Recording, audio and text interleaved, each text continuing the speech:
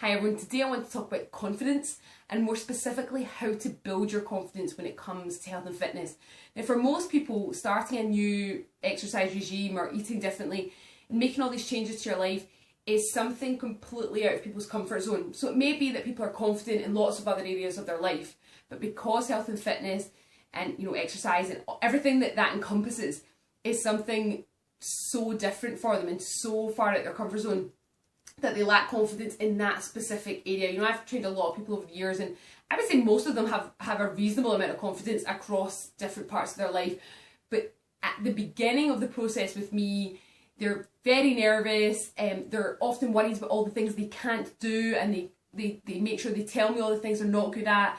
And there is a real lack of confidence, and I completely understand that. Whilst I'm very confident in things related to health and fitness, as you would hope, given that that's my profession, if I was to come out of that comfort zone and get thrown into something that I'd never done and I had to learn lots of new skills and it was all completely new to me, then I would be lacking confidence in that area too. It's just such a normal human reaction to not feel completely comfortable and completely confident in an area that you don't know very much about. So what I think is really important is that you build that confidence. And you start slowly and you create an environment that allows you to become more confident. I think that's really important. And there's kind of 3 ways I think that you should do that. And these are not things that people normally do when they start a health and fitness regime. Most people, when they start, just dive in at the deep end. And that's what I would try and tell you not to do. So the first thing I would recommend is that you start as a beginner. And I can't stress, that sounds so obvious, but I can't stress how important that is. Most people start 3 or 4 levels above where they should be. And they get really disheartened because they cannot do, if they join a class that's much more advanced than they are, they get upset because they can't match all the other people in the class and they feel like they're not as good. And the reality is they're probably not as good, but only because they're at a different stage in the process.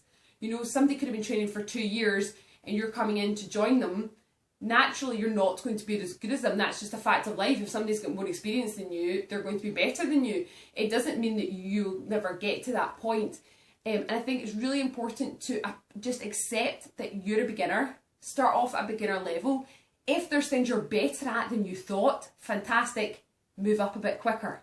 But don't jump ahead and then constantly be playing catch up. It's exhausting for one. And it's also really demotivating to see other people, to look around and everyone is at a totally different level from you. Whereas if you start as a beginner and you get a program that's for beginners and you can do that program, it will do wonders for your confidence to be able to actually succeed at a class rather than feeling as though you couldn't keep up. So start, if you're a beginner, start as a beginner. Or even if you're not technically a beginner but you haven't trained for quite a long time, take a big step back and then catch up quicker. It's better to take a bigger step back and move up faster than take a small step back and then never really getting back up to speed. So don't ever underestimate the importance of starting as a beginner, or taking, if you need to, if you've not trained in a year or 2 or however long it is, take a big step back and then you can advance quickly. So that's really important. So be a beginner.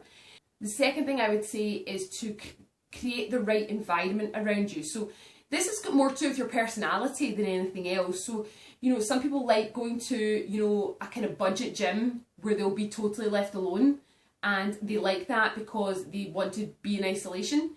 There's pros and cons to that, I think. I think that's a good thing if that's kind of what your personality wants and you don't want anyone to talk to you and things.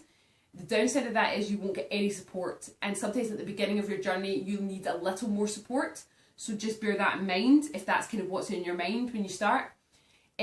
The other end of the spectrum from something like a kind of sterile environment, gym environment like that, where you're just sort of left alone, there's just equipment there for you to deal with, is some sort of like boot camp or CrossFit. These kind of environments are really sociable, which can be fantastic, but they can also be quite competitive.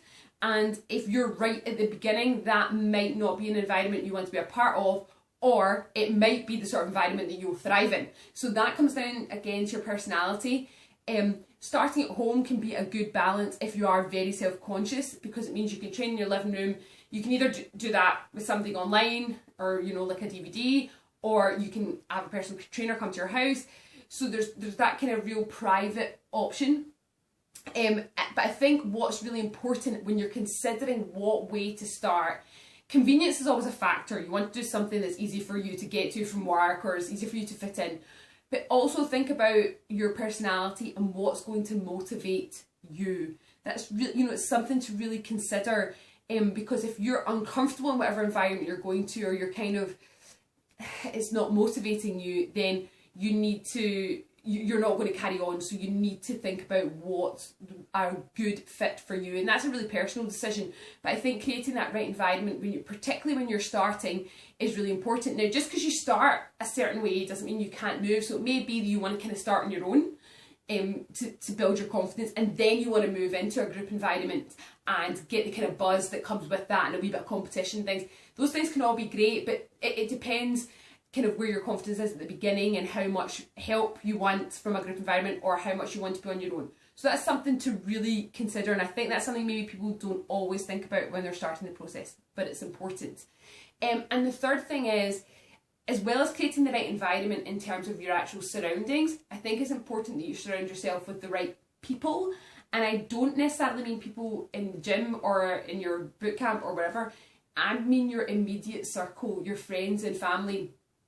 And what's important about your friends and family is, when you go to make a change in your life, whatever it might be, but quite specifically with health and fitness, people have a lot of opinions about what you're doing.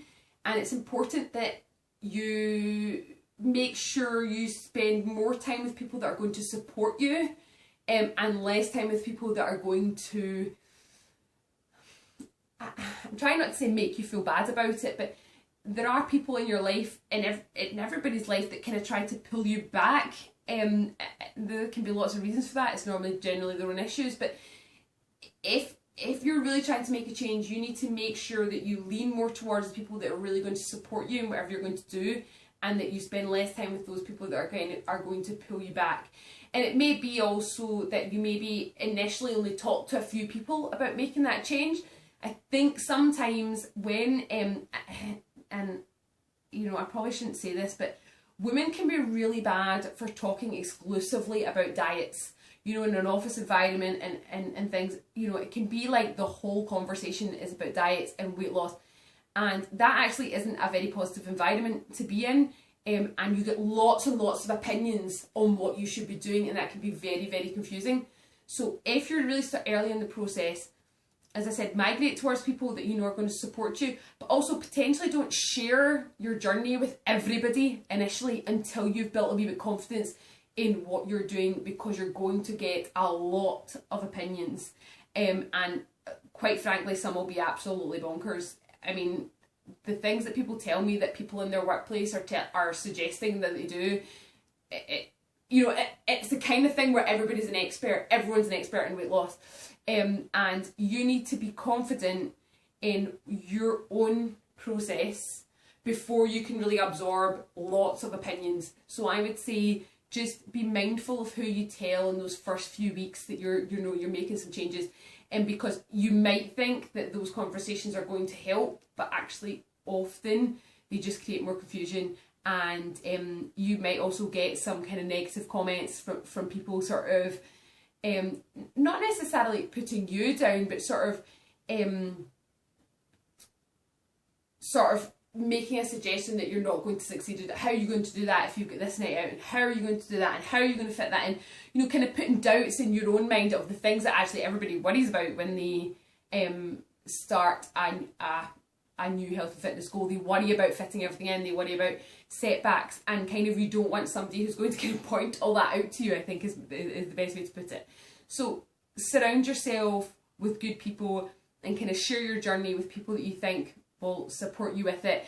And once you've built that confidence and you're feeling good about what you're doing, you can tell more people and you can talk to more people about it.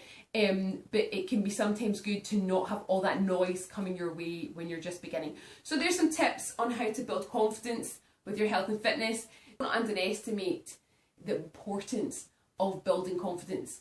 it will really, if you take the time at the beginning to get confident with what you're doing, you're much more likely to stay on track and reach your goals.